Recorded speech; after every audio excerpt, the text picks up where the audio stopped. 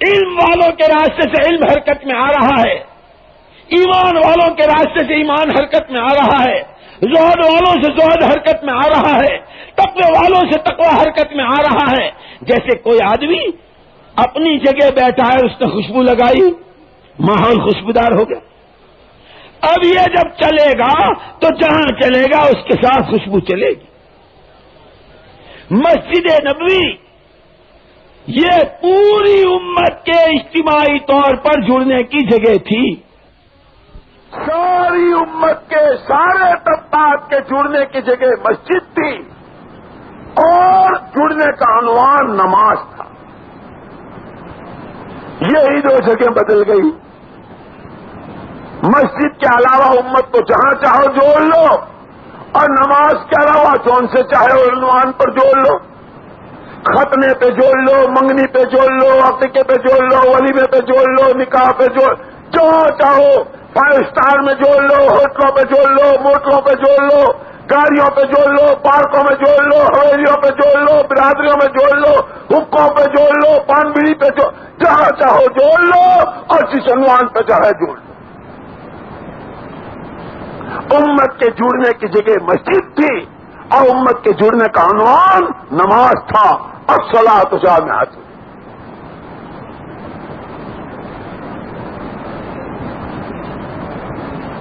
حضرت رسول پاک صلی اللہ علیہ وسلم نے اس امت کو بنایا، اور امت کو بنا کر امت کو اپنا فرض منصبی سمجھایا، اور پھر سے حرکت میں ڈالا، اور حرکت میں ڈالا سورج کی ترتیب پر، کہ سورج جس طرح ہر وقت حرکت میں، لیکن اس کا سیدھا تعلق اللہ کے خزانے روشنی سے۔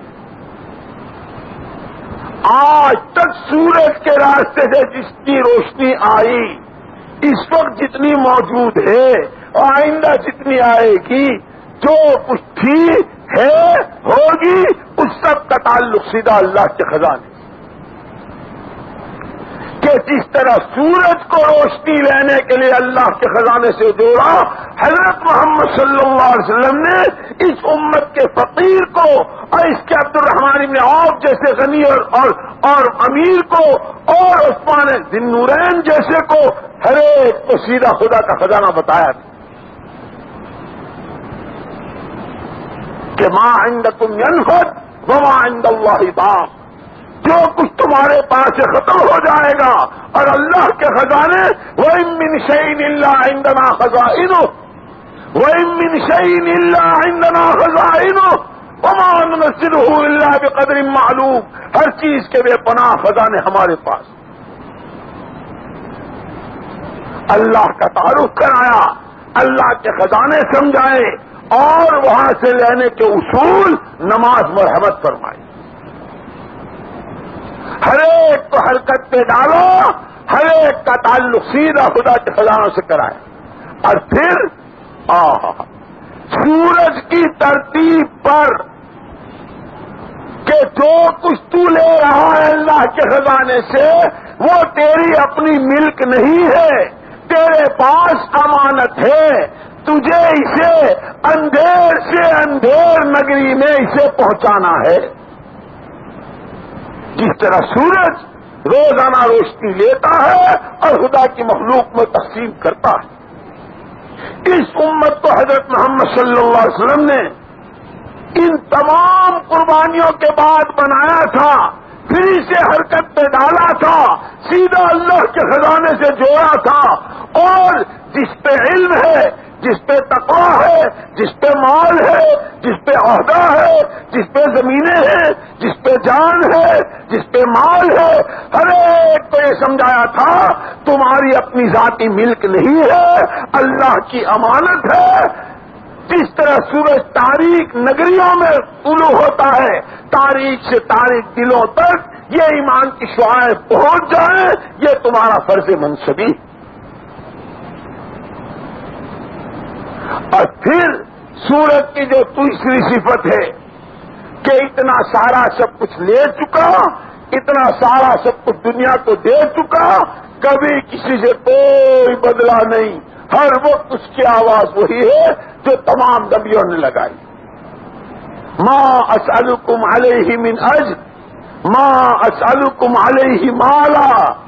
جس طرح نبیوں نے پیغام دیا اور جو کہا ہمیں اپنی اس دعوت پر، ہمیں اپنی اس محنت پر، ہمیں اپنی ان قربانیوں پر، ہمیں اپنی اس نقل و حرکت پر انسانوں تم سے کچھ نہیں چاہیے، ہماری محنتوں کا بدلہ ہمیں اللہ دے گا. ان تین بنیادوں پر امت کو حضور نے حرکت دی تھی. میرے دوستو اس وقت بھی امت حرکت میں ہے، لیکن امت کی حرکت کی بنیادیں بدل گئی. یہ ایمان و عمل کی بنیاد پر حرکت میں تھی، اب یہ ملک و مال کی بنیاد پر حرکت پر آ گئی. اس کا تعلق اللہ کے خزانوں سے تھا، اب اس کی نظریں مخلوق کی چیزوں پر آ گئی. اور یہ ذخیرہ اندوزی نہیں جانتی تھی، یہ جو ملتا تھا تقسیم کرتی تھی. اب ہر ایک کا نعرہ یہ ہے میرا تو میرا ہے ہی، تیرے میرا حصہ.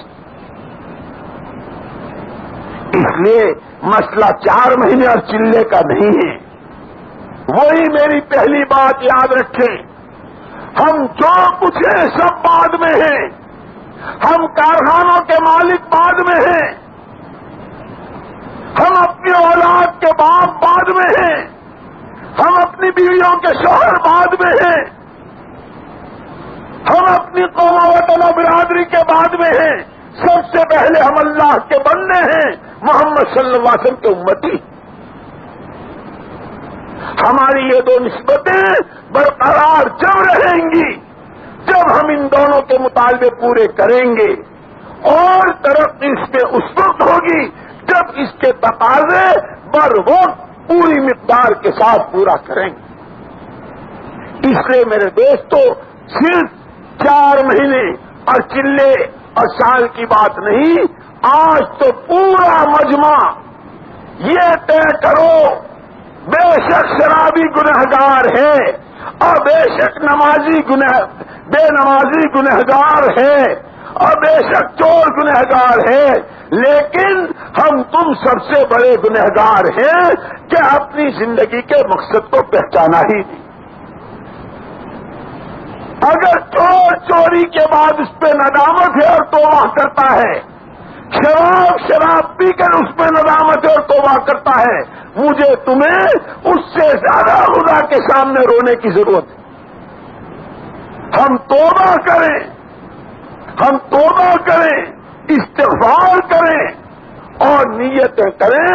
آج کے بعد کی جان، آج کے بعد کا مال، جس کے بارے میں جو مشورہ، جس وقت کا جو تقاضا، جتنی دیر کا، جس میں وقت کی قید نہ جس میں مال کی قید.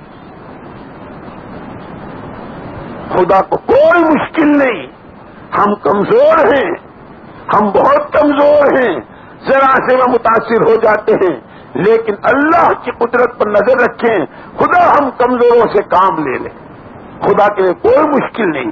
اس لیے میرے دوستوں بزرگوں، اپنی ان دونوں نسبتوں کو اجاگر کرنے، اپنی ان دونوں نسبتوں میں قوت پیدا کرنے، اپنی ان دونوں نسبتوں میں کمال پیدا کرنے، اور ان دونوں نسبتوں کو اتنی ترقی کہ آئندہ نسلوں اور قیامت تک آنے والی انسانیت تک یہ دونوں نسبتیں منتقل ہوتی رہیں. ہر ایک اللہ کا بندہ بندی، ہر ایک نبی کے امتی بن کر دنیا